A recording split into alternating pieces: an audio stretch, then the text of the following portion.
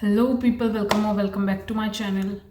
सो guys, जैसा कि आप सभी जानते हैं कि मेरा जो है एसबीआई पीओ का एग्ज़ाम था। मैं पिछले 1 डेढ़ महीने से ऑलमोस्ट डेडिकेटेडली एसबीआई पीओ के लिए प्रिपेयर कर रही थी और मेरे साथ काफ़ी ज़्यादा बुरा हादसा हुआ इस बार कि मुझे एग्ज़ाम में अपीयर ही नहीं होने दिया। और उसका रीज़न और पूरी स्टोरी बिहाइंड क्या थी उसके, वो सारी आज मैं आपके साथ शेयर करना चाहती हूँ। इसका सिर्फ मेरा एक ही मोटिव है कि जो मेरे साथ हुआ है इन फ्यूचर किसी के साथ भी ना हो, क्योंकि ये बहुत ही हार्ट ब्रेकिंग होता है कि आप, बेशक से मैं एसबीआई पीओ के लिए 1 डेढ़ महीने से प्रिपेयर कर रही हूँ, लेकिन बहुत टाइम से मैं प्रिपेयर कर रही हूँ एग्ज़ाम्स के लिए। और उसके बाद फिर आप किसी एग्ज़ाम का फॉर्म भरते हैं और आपको एग्ज़ाम तक में अपीयर नहीं होने दिया जाता, तो वो बहुत हार्ट ब्रेकिंग होता है। आपकी मेहनत एक तरफ और ये जो छोटे मोटे फैक्टर्स हैं ये एक तरफ, कुछ मैटर नहीं करता अगर आप कोई भी एक छोटी मोटी गलती कर देते हैं तो। So now let's jump to the story कि क्या हुआ मेरे साथ। मैंने एग्ज़ाम फॉर्म भरा था, तो जब एडमिट कार्ड आया तो मैंने एक चीज़ नोटिस करी कि मैंने अपना गलती से ऋतु रेवलिया यानी मैंने अपना सरनेम भी डाल दिया है अपने जो एप्लीकेशन फॉर्म होता है उसमें। और जो मेरे डॉक्यूमेंट्स है उन सभी में मेरा नाम सिर्फ ऋतु है, ना कि ऋतु रेवलिया। बट आई डोंट नो, मैं पहले भी मैंने बहुत सारे फॉर्म भरे हैं लेकिन कभी मेरे से ये मिस्टेक नहीं हुई जो इस बार हुई। सबकॉन्शियसली मेरे दिमाग में था नहीं था, मैं रीचेक भी करती हूँ हमेशा फॉर्म भरने के बाद, मैंने रीचेक भी किया था। और मुझे नहीं पता कि उस टाइम पे मेरी नज़र क्यों नहीं पड़ी कि मैंने अपना सरनेम भी मेंशन कर दिया है वहाँ पे। एक्चुअल में मेरी जो ईमेल है वो सभी ऋतु रेवलिया के नाम से है, तो उसमें ईमेल मेंशन करनी होती है। तो फ्लो में मुझे ऐसा लग रहा है कि मैंने नेम में भी ऋतु रेवलिया डाल दिया यानी सरनेम के साथ, और डॉक्यूमेंट्स में सिर्फ ऋतु था। तो मेरे को ये हुआ कि यार ये क्या हो गया। तो मैंने जैसे ही एडमिट कार्ड चेक किया, वैसे तो मैं जब भी एडमिट कार्ड चेक करती हूँ तो मैं सिर्फ टाइम क्या है, डेट क्या है, वेन्यू क्या है एग्ज़ाम का, ये सब देख के रख देती हूँ एडमिट कार्ड मतलब डाउनलोड करके। बट आई डोंट नो उस दिन मैंने कैसे, मैं पूरा एडमिट कार्ड ऐसे ही मेरी नज़र चली गई और फिर मैंने नोटिस किया कि ये मैंने क्या कर दिया, मैंने ऋतु रेवलिया कैसे फिल कर दिया इसमें। फिर मैंने देखने के बाद मुझे लगा कि यार ये तो पंगा हो गया। फिर मैंने बहुत सारे जो यूट्यूबर्स हैं जो एसबीआई में ऑलरेडी वर्क कर रहे हैं और या करते हैं, जो एक्स वर्कर्स हैं एसबीआई के, मैंने उनसे कांटेक्ट करने की कोशिश करी, मैंने पता लगाने की कोशिश करी कि मैं अब क्या कर सकती हूँ। मैंने इंस्ट्रक्शंस पढ़े तो इंस्ट्रक्शंस में भी लिखा हुआ था कि अगर कोई नाम में चेंज होता है तो आपको एग्ज़ाम में अपीयर नहीं होने दिया जाएगा। लेकिन उसमें एडिशनल एक और लाइन लिखी हुई थी कि अगर आपके नाम में कोई चेंज है और आप एफिडेविट या मैरिज सर्टिफिकेट वगैरह जो है वो एग्ज़ाम टाइम पे प्रोड्यूस कर देते हैं तो आपको एंट्री मिल जाएगी। तो मैंने भी यही सोचा और जिन जिन जिन यूट्यूबर्स से और जिन जिन को मैंने कांटेक्ट किया था सबने यही बोला कि अगर आप एफिडेविट लेके जाएंगे तो कोई बड़ी बात नहीं है, आपको एग्ज़ाम में एंट्री मिल जाएगी, ऐसा कुछ नहीं होगा। तो मुझे लगा कि 90% लोगों ने मेरे को यही बोला कि कोई प्रॉब्लम नहीं है, डोंट वरी, और आप एक एफिडेविट बनवा लेना और ना आपको इजीली एंट्री मिल जाएगी, कोई दिक्कत नहीं है, डोंट वरी, अपना एग्जाम पे फोकस करो। तो मैं भी चिल्ड आउट हो गई कि भाई ये लोग, इनको बहुत मेरे से ज़्यादा एक्सपीरियंस है और इनको पता होगा कि ऐसी सिचुएशन में कैसे डील किया जाता है। तो मुझे लगा कि चलो कोई बात नहीं, सॉल्ट है, क्योंकि बहुत बच्चे फॉर्म भरते हैं और किसी ना किसी से कुछ ना कुछ थोड़ी बहुत मिस्टेक हो जाती होगी।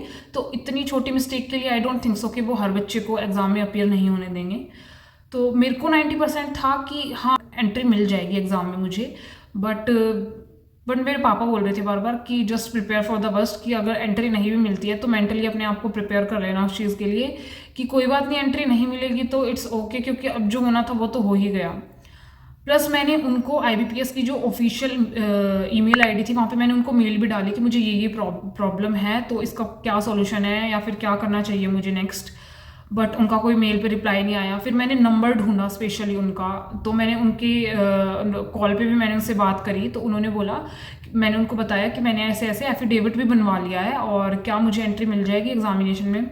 तो उन्होंने बोला कि उन्होंने 50-50 आंसर दिया, मतलब कि ऐसे बोला कि वहाँ पे जो ऑफिशियल्स होते हैं एसबीआई के, अगर वो टोटली उन पे डिपेंड करता है, वो देंगे या भी नहीं देंगे, मिल भी सकती है नहीं भी मिल सकती, हम कुछ नहीं कह सकते।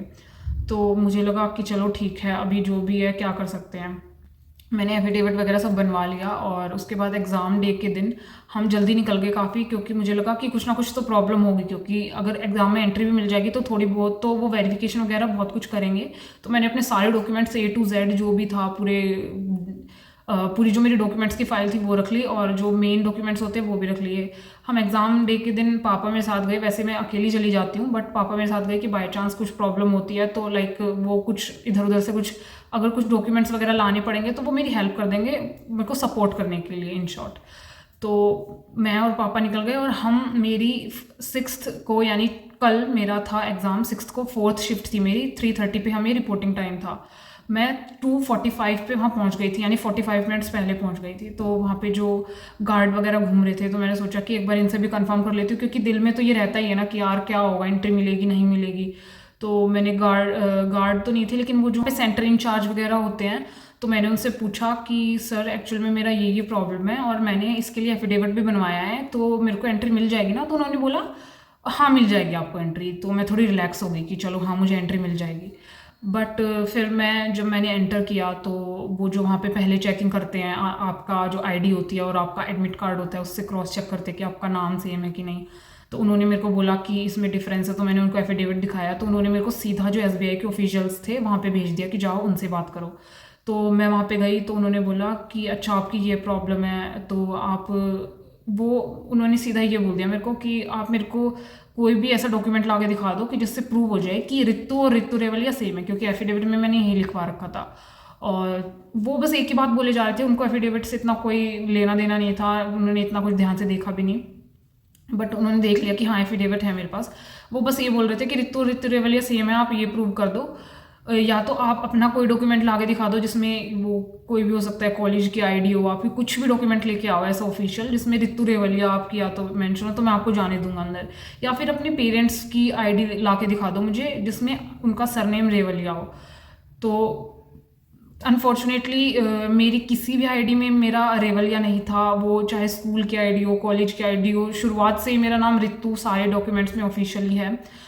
और मेरे जो पापा जी हैं उनकी आईडीज़ जो हैं सब में कुमार है, क्योंकि पहले के जो लोग होते थे वो इतना कुछ ध्यान नहीं देते थे कि क्या सरनेम क्या नहीं, वो ज़्यादातर लोग कुमार लगा देते थे ऐसे ही, मतलब आई डोंट नो इसका क्या लॉजिक होता है बट बहुत लोग मैंने देखा है कि कुमार लगा देते हैं। तो ऐसे ही मेरे पापा के सारे डॉक्यूमेंट्स में संजय कुमार है, रेवलिया कहीं पे भी नहीं है। तो वो बस यही बोले जा रहे हैं कि आप प्रूव कर दो, आप अपने पेरेंट्स की आईडी दिखा दो। अब मेरे पापा की भी आईडी में कहीं पे भी रेवलिया नहीं है, मम्मी की भी आईडी कोई जिसमें रेवलिया नहीं है, मेरी किसी भी आईडी में रेवलिया नहीं है। तो वो बस यही बोले जा रहे थे कि आप प्रूव कर दो प्रूव कर दो। मैं अब कहाँ से प्रूव करूँ, मेरे पास कोई डॉक्यूमेंट नहीं था। मैंने उनको बहुत रिक्वेस्ट करी कि सर मैंने आपके सारे इंस्ट्रक्शंस भी पढ़े थे, एडमिट कार्ड पे उस पर लिखा हुआ था कि अगर आपका नाम में कुछ चेंज होता है तो आप वो लेके आ सकते हैं, एफिडेविट बनवा के ला सकते हैं, आपको एंट्री मिल जाएगी। बट वो बस एक ही बात बोले जा रहे थे कि आप कोई भी डॉक्यूमेंट ऐसा दिखा दो जिसमें रेवलिया हो, कुछ भी दिखा दो। बट मैं कहाँ से दिखाती जब था ही नहीं। तो अब मैंने उनको बहुत रिक्वेस्ट करी, कम से कम लाइक मैं सीधा 3:30 बजे रिपोर्टिंग टाइम था, 3:30 बजे जैसे गेट खुला सबसे पहले मैं अंदर गई थी। और जैसे ही मैं अंदर गई थी उसके 4:15 तक मैंने उनको रिक्वेस्ट करी, मैं 7-8 बार गई उनके पास। मैंने उनको बहुत रिक्वेस्ट करी कि सर प्लीज़ मेरे को जाने दो, प्लीज़ कोई तो सोल्यूशन होगा कैसे तो। बट उन्होंने बिल्कुल भी नहीं माने, वो बस बोले जा रहे थे कि बेटा कोई बात नहीं, आप नेक्स्ट टाइम दे देना, आप फॉर्म ध्यान से भरा करो। आई नो कि मेरी गलती थी इसमें, मुझे ध्यान से भरना चाहिए था। बट अब मैं ये भी नहीं बोल सकती कि उनकी गलती है, मेरी गलती थी, आई एडमिट। बट मुझे ऐसा लगा कि शायद वो मुझे एटलीस्ट एग्ज़ाम में तो अपीयर होने दे सकते थे। आई डोंट नो, अब मेरे को तो अंदर से ऐसा फील हो रहा था कि एटलीस्ट मेरे को एग्जाम में अपीयर होने देते। बाद में अगर बाई चांस मेरा क्लियर हो जाता तो मेरा वो जो डॉक्यूमेंट वेरिफिकेशन होता है उसमें मैं बाहर हो जाती। अगर मेरा कुछ मतलब मेरे डॉक्यूमेंट्स में कुछ गड़बड़ होती तो मुझे जॉब नहीं मिलती, लेकिन एटलीस्ट मुझे एग्जाम में अपीयर होने देते। मेरा जॉब मिलना ना मिलना वो बाद की बात थी, बट आई डोंट नो क्या उनकी भी कुछ प्रोटोकॉल्स होते होंगे। तो उन्होंने मेरे को नहीं जाने दिया अंदर। मैं वहाँ पे रोने भी लग गई कि क्योंकि अंदर से मेरे को बहुत ऐसे हो रहा था कि यार क्या कुछ फ़ायदा नहीं होता, कितने दिन क्या मेहनत कर रहे हो, क्या कर रहे हो। वो सिर्फ यही बोल रहे थे लाइक नेक्स्ट टाइम दे देना। तो मेरे को अंदर से ऐसे फील हो रहा था कि मतलब आप लोग तो ठीक है, आप बोल रहे हो, आप और कुछ कर नहीं सकते, बट यू डोंट नो कि पीछे बैकग्राउंड में क्या स्टोरी है। मतलब कोई बच्चा कितने दिन से स्ट्रगल कर रहा है। चलो मेरा तो एक साल हुआ है कि मैं इस गवर्नमेंट सेक्टर की मतलब गवर्नमेंट एग्ज़ाम्स जो है उनके लिए प्रिपेयर कर रही हूँ। बट कोई कोई लोग 5-6 साल से प्रिपेयर कर रहे होते हैं, किसी किसी का लास्ट अटैम्प्ट होता है, किसी की एज लिमिट एक्सीड कर रही होती है। तो ऐसे ऐसे केस में आप कितनी मेहनत कर रहे हैं, आपका क्या कुछ मतलब पीछे क्या कुछ है, आपकी फैमिली में मतलब कितनी फाइनेंशियली वो वीक है, कुछ मैटर नहीं करता अगर आप छोटी सी मिस्टेक कर देते हैं तो सिर्फ मेरा ये वीडियो बनाने का एक ही रीज़न था कि प्लीज़ आप ये नहीं कह सकते कि आपको एंट्री मिल जाएगी अगर आपकी छोटी सी भी मिस्टेक होती है तो। बस यही मैं चाहती हूँ कि जब आप अपना फॉर्म भरो तो आपका माइंड एकदम 101% आपका फॉर्म फॉर्म भरते हुए उसमें कंसंट्रेशन होना चाहिए। मैंने पहले भी कई फॉर्म भरे हैं लेकिन मेरा किसी में मैंने ऐसी मिस्टेक नहीं करी, और इसमें आई डोंट नो मेरा दिमाग कहाँ मतलब क्या चल रहा था दिमाग में कि मैंने ये मिस्टेक कर दी। तो आप सबसे बस मैं यही रिक्वेस्ट करूँगी कि जो भी आप मेहनत करते हैं वो सारी जब फ्रूटफुल रहेगी, जो आप इन छोटी छोटी चीज़ों पे लाइक एग्ज़ाम डे पे लेट हो जाना, गलत सेंटर पे चले जाना, फॉर्म फिलिंग में मिस्टेक कर देना, ये सारी चीज़ें ये आपकी 1 2 3 4 5 साल की मेहनत सब पे पानी फेर सकती हैं। तो प्लीज़ इन सारी चीज़ों को अवेयर हो जाइए लेके। मैं भी बहुत इन चीज़ों को अवेयर थी, बट मुझे नहीं पता कि इतना अवेयर होने के बाद भी अगर मैं मिस्टेक कर सकती हूँ तो तो आप सभी से यही रिक्वेस्ट है कि अपना फॉर्म 10 बार चेक करें खुद से, और आपके जो भाई बहन है या फिर आपके मम्मी पापा है उनसे चेक कराएं, क्योंकि कई बार होता है कि हम वो चीज़ नहीं देख पाते और दूसरा बंदा देख लेता है। तो उनसे एक बार किसी से चेक करा ले, अपने भाई बहन से या मम्मी पापा से, कि एक बार प्लीज़ चेक कर दो कि इसमें कोई मिस्टेक तो नहीं है। सो इसी के साथ बेस्ट ऑफ लक, अपने एग्ज़ाम्स में अच्छे से अपीयर होते रहिए और केयरफुली सारी फॉर्म्स को फिल करिए, कुछ मिस्टेक मत करना। और अभी जो है मेरा क्या सीन है, मैं सारे मोटे मोटे एग्ज़ाम चले गए हैं और आरबीआई के भी अभी ज़्यादा दिन हैं अभी, वैसे तो पिछले बैच के अभी रिज़ल्ट भी नहीं आया है, बट मैं चाहती हूँ कि मैं अभी से शुरू कर दूँ। इस बार मुझे कोई भी एक भी ऐसी चीज़ नहीं छोड़ने की जिसकी वजह से मेरा सिलेक्शन रुक जाए। आरबीआई में इस बार मुझे फुल 100 देना है कि इस बार तो मुझे सिलेक्शन लेके ही रहना है। बाकी अभी हम अपनी आरबीआई की जर्नी को रेज्यूम करेंगे, दोबारा से आरबीआई के लिए स्टार्ट करूँगी मैं स्टडीज़, और उसी के रिगार्डिंग वीडियोस भी डाला करूँगी। तो अगर आप भी आरबीआई के लिए प्रिपेयर कर रहे हैं तो आप भी फॉलो कर सकते हैं। और इसी के साथ best of luck and bye.